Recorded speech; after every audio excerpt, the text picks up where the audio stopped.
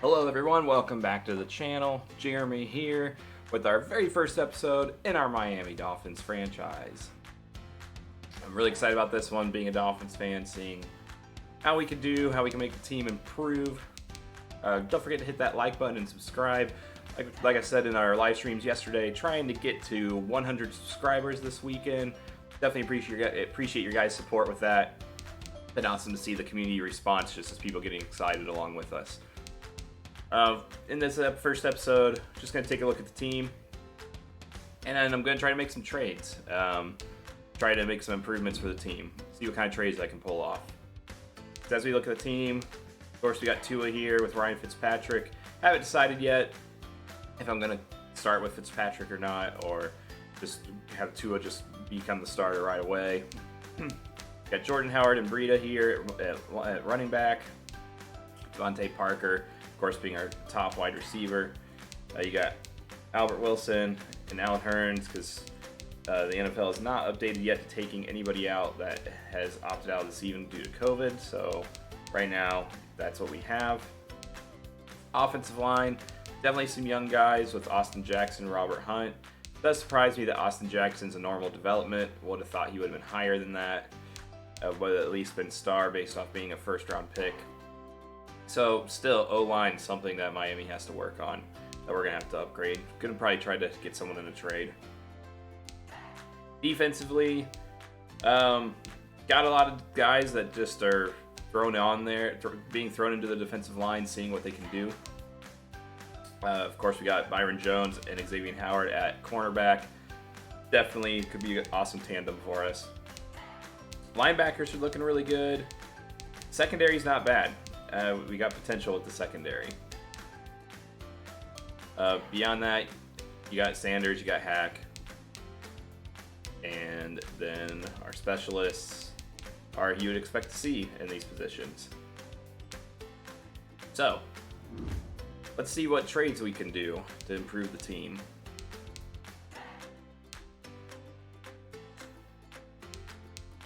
Ooh, Chauncey Gardner-Johnson's available for trade. Eric Rowe's old. I would jump on that. Alright, so ended up getting Gardner-Johnson. Had to trade away my two backup middle linebackers, Roberts and Kruger-Hill. But I got Gardner-Johnson and a 4th round pick from the Saints. Pretty good, because I'm going to look at trading away Eric Rowe. Alright, I was able to trade away Eric Rowe. 3rd round pick this year and a 4th round pick next year to get the Panthers' #1 pick in this year's draft. So that will give us 3 first rounders for this first draft. Got our guy Quentin Nelson, left guard, totally upgrading our offensive line right off the bat by trading away Josh Rosen, Albert Wilson, and Vince Beagle. Depth guys that we didn't really need to hold on to. Josh Rosen especially, getting rid of some cap, bringing in Quentin Nelson, going to improve our O-line. Great move for us. This will be probably the last trade we do. Big improvement for us on the O-line still. Getting Ali Marpet from the Buccaneers, traded away one of our 2nd round picks, the second one we had. Zeeler left in for us, and a 5th round pick this year, picking up Ali Marpet from the Buccaneers. This is going to totally make our team do better this year already, having someone in front to protect our quarterback while not giving up too much for the future.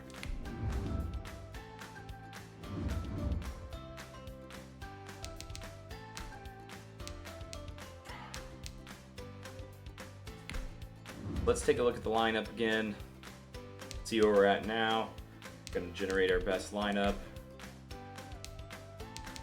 Right there, yeah, we're going to move Robert Hunt over to right tackle, get our other rookie out there. Actually, we want the best person. We're going to move Eric Flowers over to right tackle, if it will let me.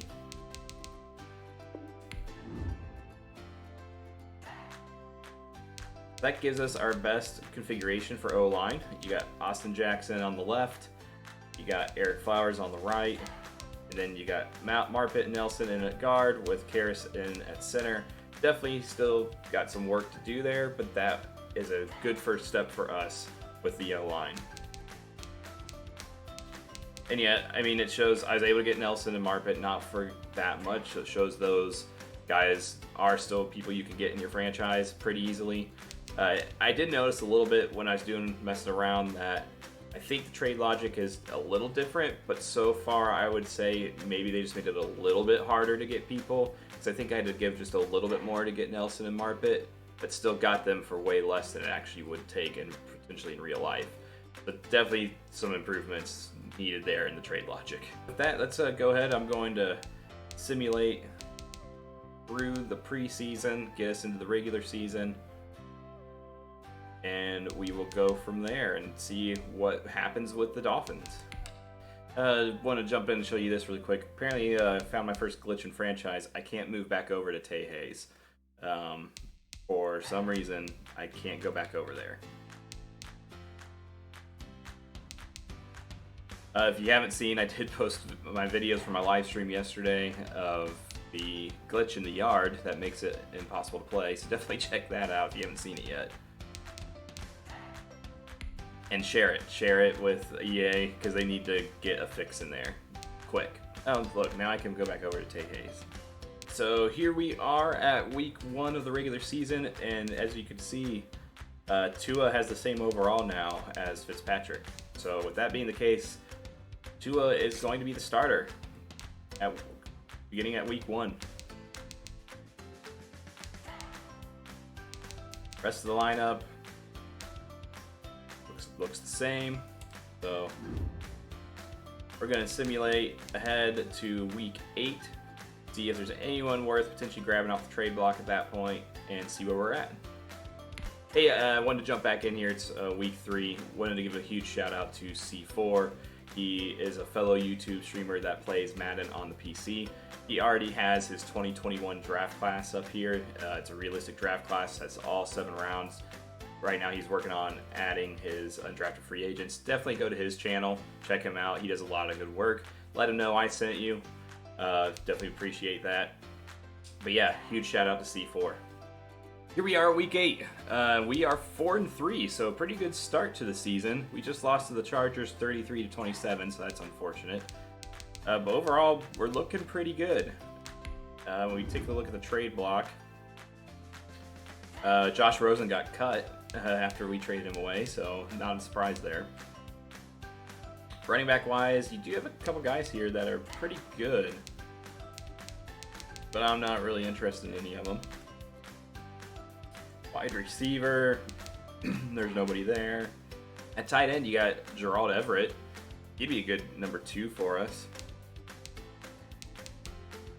Foster Moreau's available too.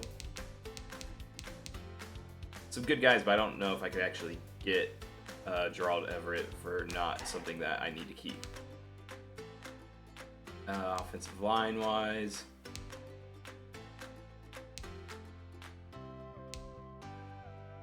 as expected, nobody there.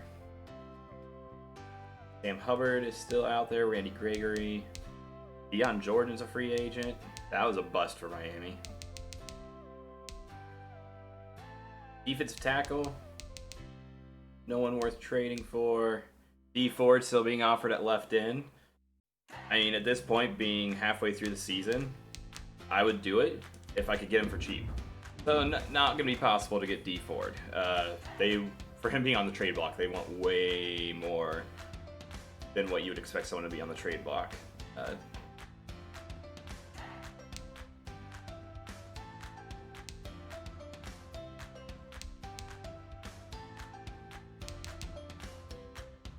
Yeah, I think we're going to stick with what we got. See who is wanting to negotiate new contracts. We got Breida. We'll wait till the end of the season so we have him and Howard. Godshaw is looking for a new contract. McMillan, definitely want to bring back McMillan. We have some cap room to do that. He re-signs. Matt Hack, good punter. Definitely worth bringing back. We'll bring him back on a multi-year contract. 6 years. He comes back. Not bringing back Fitzpatrick. Nick Needham's good depth for us. We'll give him a 4-year contract. He comes back. Isaiah Ford. But has a good chance here, especially as some of our other receivers are getting older. We'll give him a 4-year contract as well. He comes back. Not sure there's anyone else I want to offer to right now. We'll wait on Godshaw and we'll wait on Breida.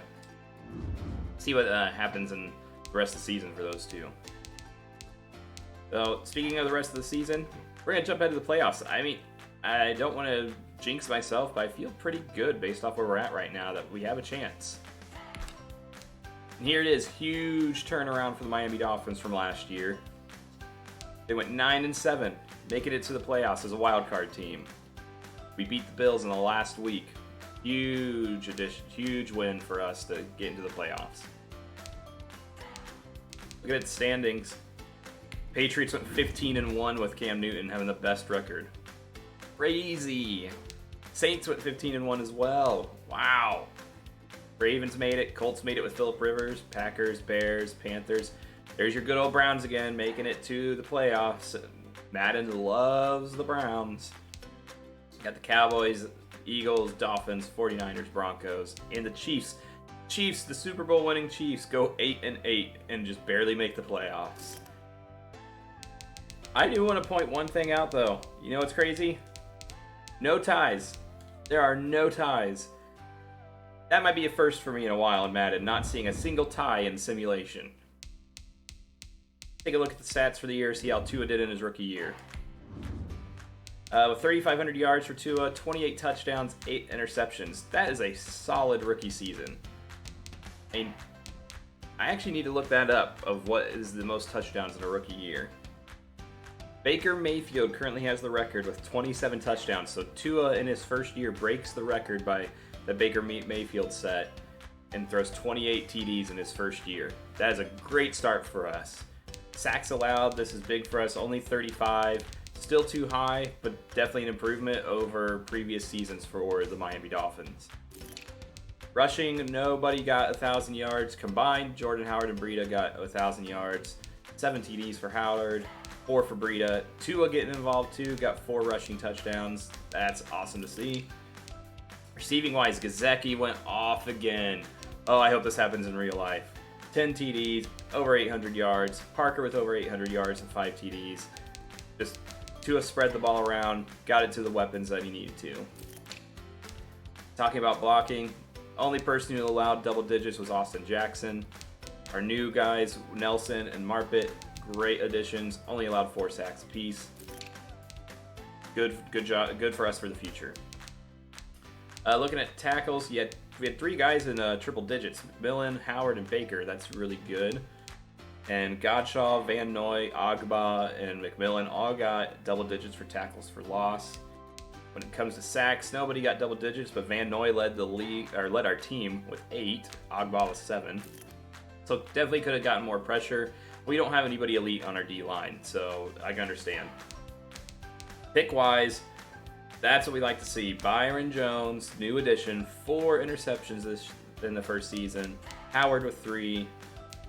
3 from Jerome Baker, McCain with 3, Gardner Johnson, new pickup, 2 interceptions, 1 apiece for Needham, McMillan, and I don't know how to say his name, but Clayton. We'll just say Clayton. So pretty good stats for us. I mean, our offense wasn't that great overall. We were 28th in the NFL. Our defense is 25th. It was still rough. So pretty amazing to see us making the making the playoffs with those kind of numbers. And it's mostly because of our points allowed. I mean, not our points, the points scored for us, we were 10th. So even though we didn't get a lot of yards, we got a lot of touchdowns. Looking at the yearly awards, Cam Newton, not surprised with Patriots being 15-1, he gets MVP. Would have probably get comeback player of the year as well if that was a category in this. Why isn't that a category in here? They really should put that in. No Dolphins in the MVP race. And Offensive Player of the Year goes to Cam Newton as well. Tua gets on the list. Number 10, Justin Herbert actually is above him, unfortunately. Defensive Player of the Year goes to J.J. Watt. No Dolphins. Offensive Rookie of the Year, though, then goes to Justin Herbert, not Tua, sadly. Joe Burrow right behind us. You'd think Tua would get it based off of going 9-7. I'm curious what Justin Herbert's stats were. We'll have to look at that. Defensive Rookie of the Year goes to C.J. Henderson. Benito Jones gets on the list. Best quarterback goes to Cam Newton. Joe Burrow gets on the list, but no Tua. I have to look at both their stats. Joe Mixon is best running back, no Dolphins. Mohamed Sanu's best wide receiver, no Dolphins. Best offensive lineman goes to Ronnie Stanley. Quentin Nelson, though, on the list, as is Ali Marpet. J.J. Watt, best defensive lineman, no Dolphins. T.J. Watt gets best linebacker, but no Dolphins. Best defensive back goes to A.J. Bouye. But Byron Jones and Xavier Howard make the list. Those are the people we should see there. Let's look at stats for Burrow and Herbert. So Joe Burrow, wow, he actually broke the record. Got 29 touchdowns, over 4,000 yards. So I can see why he was above Tua on the best quarterback list. Looking at the Chargers, holy crap, talk about breaking a record. Justin Herbert, no wonder he was Offensive Rookie of the Year. 36 touchdowns. I don't know if I see that happening. I mean, he has the weapons to do that, having Keenan Allen and Mike Williams and Hunter Henry. That would be above expectations of coming out of the draft for him. So as much as I thought it was awesome how Tua did, the other two did better. So kind of stinks. But at the same time, Tua had a great season for us. Can't be disappointed with that. Not going to jump into the game here. We're just going to advance, see what happens. And we lost 33-20. Not surprising, but hey, made it to the playoffs. First season with Tua under center. Great job for us. That is a good spark that could take us into the future. We're going to send to the Super Bowl, see who's there. Of course, it's the Browns. The Browns and the Saints. Browns and the Saints make the Super Bowl. Don't understand it. Don't get it. Why does Madden love the Browns? Let's take a look at the team. Tua is only a star development. So I made a comment in one of my Madden 20 videos where a mod I had, they brought in the Madden, they brought in the 2021 roster, and Tua was in there, and he was only star, and I thought that was a mistake. Apparently not. That's kind of disappointing. And I gotta imagine Madden gave him a star only because of his, they consider him to be a little injury prone, which we don't know that. So definitely think Tua should be superstar. Let me know in the comments below what you think, where he should be. Looking at the rest of the team, did Ogba go up to star? Yeah, Ogba went up to star, so that's cool. Shaq Lawson, he went up to superstar development, so that's really good for us. I think everyone else stayed the same. I believe Byron Jones already was superstar. He was, so. On defense, though, we had 2 guys progress. That's really good. On offense, everyone has the same progression, same trait. So, good first year for us, though. Huge improvement. No way I can complain about that. Oh, hit the wrong button.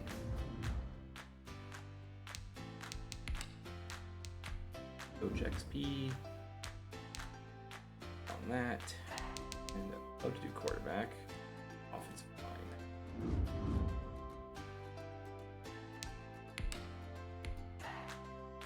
Alright, going into the off season. Saints win the Super Bowl 28-23. Right, so that's where we're going to end this video, part 1 of our rebuild for the Miami Dolphins, seeing what Tua can do.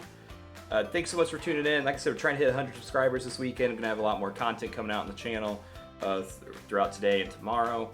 Stay tuned for that. Definitely appreciate you guys. Check us out. Got a lot more other videos out there. But yeah, can't do this without you. We really appreciate your support. Can't say that enough. The community here, it's a great community, and you guys are the best. So signing off, and don't forget to keep an eye on your health bar.